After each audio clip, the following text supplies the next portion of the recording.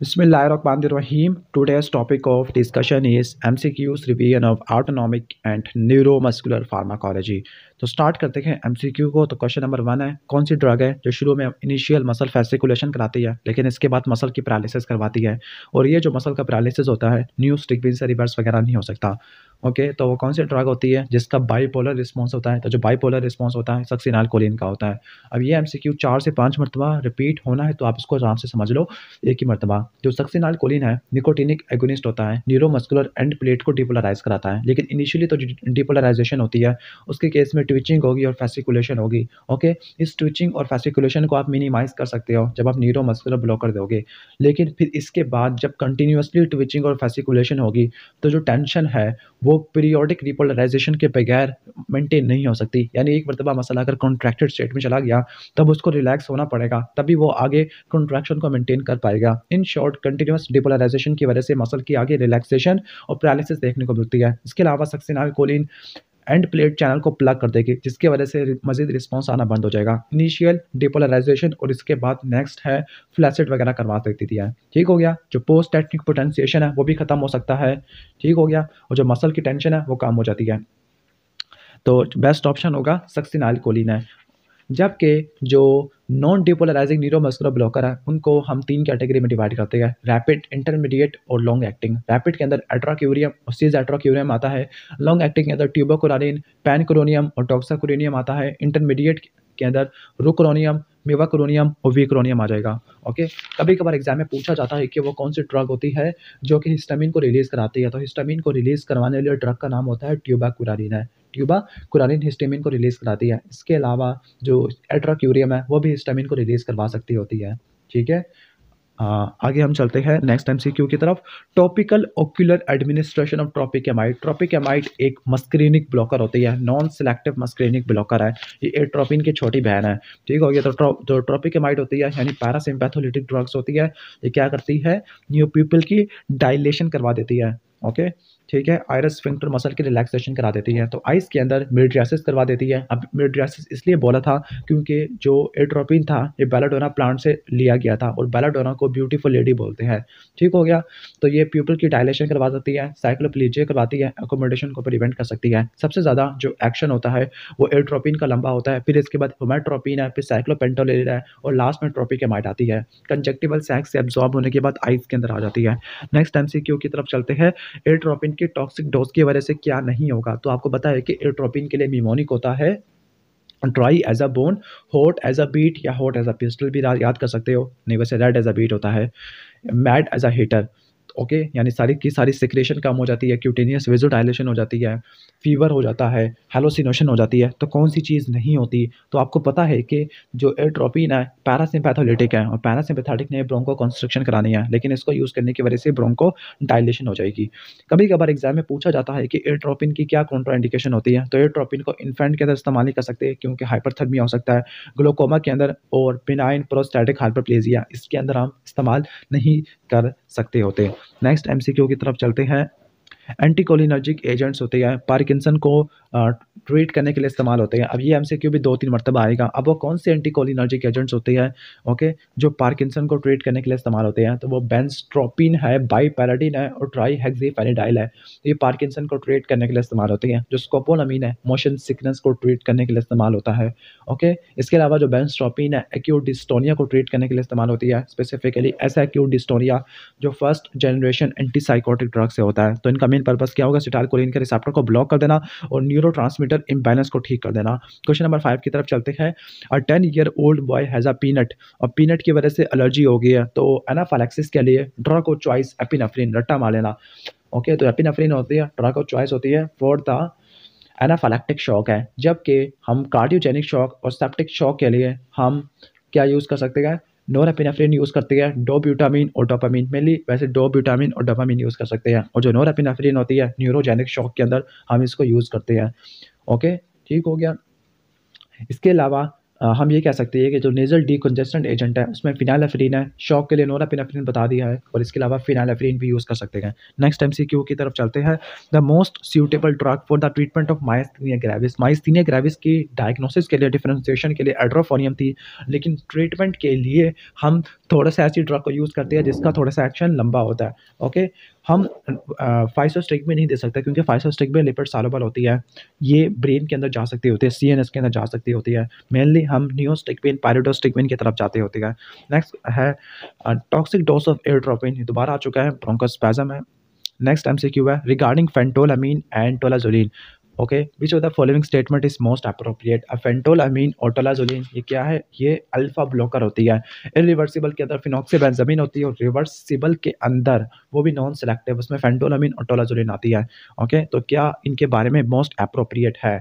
अब इनको यूज़ करने की वजह से अल्फा ब्लॉकर चूँकि ब्लड प्रेशर को कम कर देती है, तो उसके नतीजे में रिफ्लेक्स टैकीकार्डिया चलेगा। ओके, तो बेस्ट ऑप्शन है रिफ्लेक्स टैकीकार्डिया। जो अल्फा ब्लॉकर होती है उनको ओरल रूट से और पार दोनों से दे सकते हैं, लेकिन फेंटोलामीन है उसको ओरल से हम नहीं देते होते mainly.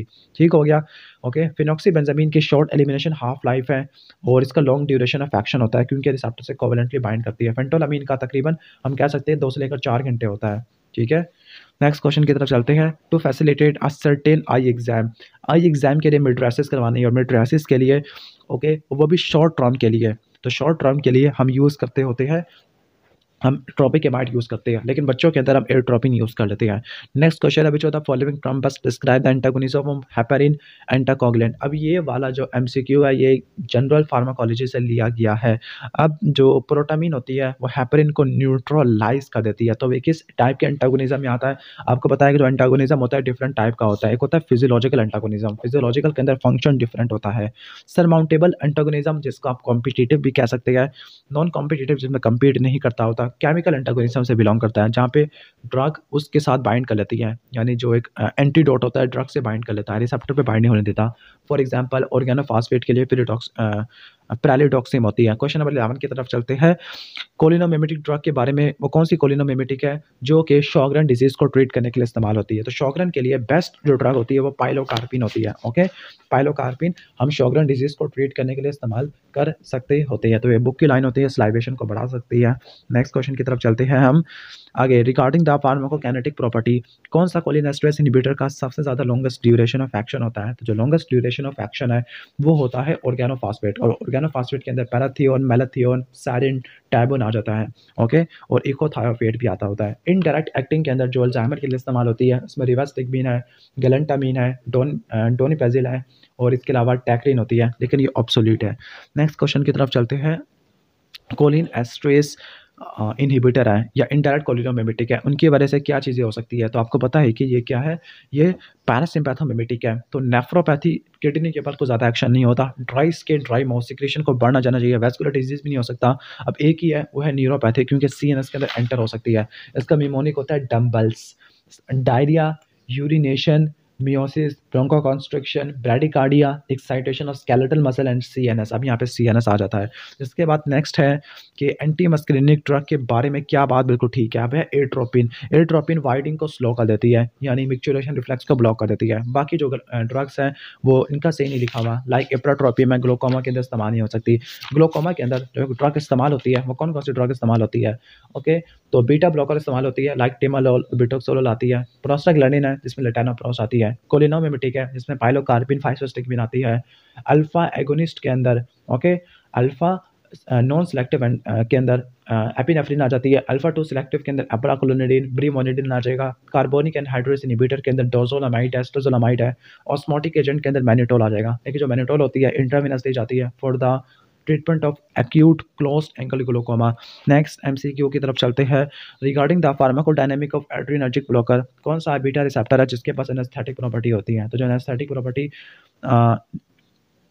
Has a local anaesthetic property. तो आपको एक बात तो पता है कि जो टिमालोल होती है और बिटॉक्सोलोल होती है, इनके पास हम कह सकते हैं कि एनेस्थेटिक एक्टिविटी नहीं होती, मेम्ब्रेन स्टेबलाइजिंग एक्टिविटी नहीं होती। अब इन्होंने कौन सा ऑप्शन ठीक किया हुआ है? अल्फा को इन्होंने ठीक किया हुआ है, एस-ब्यूटालोल। ओके, तो जो लोकल एनेस्थेटिक एक्टिविटी एस-ब्यूटालोल के पास होती है। ओके, इसके अलावा ठीक है, एस-ब्यूटालोल ही बनेगा क्योंकि एटिनालोल के पास नहीं होती। और कैल्बिडोल है उसके पास भी नहीं होती, और ऑप्शन में बिटॉक्सोलोल है उसके पास भी नहीं होती, बिसोप्रोलोल है, सही है, ठीक है, टीनोल एस बीटालोल है इसके पास लोकल एनेस्थेटिक एक्टिविटी होती है, ओके, जब भी यूज़ नहीं कर सकते हम ओपन एंगल ग्लोकोमा के अंदर। अब कौन सी ड्रग होती है जो इंट्रा ओक्यूलर प्रेशर को बढ़ा देती है, यानी जिसको आप ग्लोकोमा के अंदर आप नहीं दे सकते, ओके, तो अमोक्सिलिन, डोपामिन, या तो एएनएस के अंदर आती नहीं है, फेनिटोइन है, प्रोपेनोलोल है, सिर्फ एक ही बनती है वो है केटामिन, लेकिन केटामिन का जिक्र सीएनएस के अंदर है, डिसोसिएटिव एनेस्थीसिया के अंदर। अब लीवर डोपा के पेरिफेरल एडवर्स इफेक्ट के अंदर अभी किस टाइप के एमसीक्यू आए पड़े हैं, ये सीएनएस का एमसीक्यू है। अच्छा, लीवर डोपा को कार्बिडोपा के साथ मिला के देती है ताकि पेरिफेरल नर्वस सिस्टम के ऊपर नोजिया, हाइपोटेंशन और कार्ड की रिदमिया ना हो सके। नेक्स्ट है हाइपरटेंसिव क्राइसिस होती है, अब कौन सी क्लास की वजह से हो सकती है। अब ये सीएनएस के एमसीक्यू स्टार्ट हुए पड़े हैं। हम्म, चलो उसको क्वेश्चन नंबर 20 है, ये भी एप्सन सीजर के लिए इथोसुक्सामाइड का पूछा हुआ है। अब इथोसुक्सामाइड टी टाइप को ब्लॉक कर देती है, लेकिन अब ये वाला सीएनएस के एमसीक्यू आए पड़े हैं, ठीक है। अच्छा, एक ड्रग दी गई है, तो ड्रग को देने के बाद पॉलीडिप्सी या पॉलीयूरिया हो गया, लिथियम की पॉइजनिंग है, सीएनएस का एमसीक्यू है।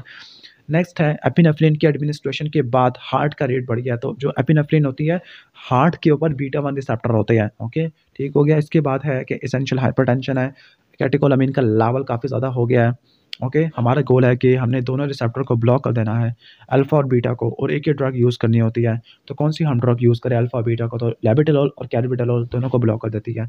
नेक्स्ट है फार्मर है, जब ये फार्मर आ जाएगा तो आपने ऑर्गेनोफॉस्फेट की तरफ जाना है, ऑर्गेनोफॉस्फेट की जो पॉइजनिंग होती है उसको रिवर्स करने के लिए एट्रोपिन और पैराडॉक्सिन ले सकते हैं। नेक्स्ट है नॉन डिपोलराइजिंग न्यूरोमस्कुलर ब्लॉकर के बारे में क्या बात ठीक नहीं होती, तो जो इनिशियल एक्टिवेशन होती है एसिटाइलकोलिन की, बाद में ठीक है, तो जो इनिशियल एक्टिवेशन होती है सक्सिनाइलकोलिन की होती है जो कि डिपोलराइजिंग है। नेक्स्ट क्वेश्चन है, which of the following drug is used to confirm करने के लिए या कोलिनर्जिक क्राइसिस को माइस्थीनिया क्राइसिस से डिफरेंशिएट करने के लिए एड्रोफोनियम का यूज़ किया जाता है। इसके बाद है एग्रीकल्चरल वर्कर है, मोस्ट प्रोबेबली ऑर्गेनोफॉस्फेट की पॉइजनिंग हो चुकी है, ठीक हो गया।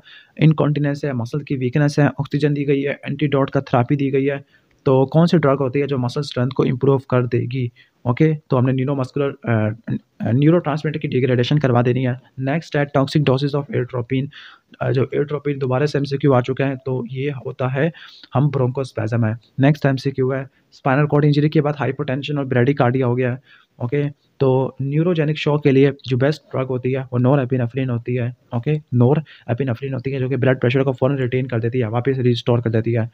बाकी हम एपिनेफ्रिन को भी यूज़ कर सकते हैं, लेकिन एपिनेफ्रिन एप्रोप्रिएट नहीं होती, तो कार्डियोजेनिक के लिए, सेप्टिक के लिए और न्यूरोजेनिक के लिए आप डोपामिन को फेवर करते हैं।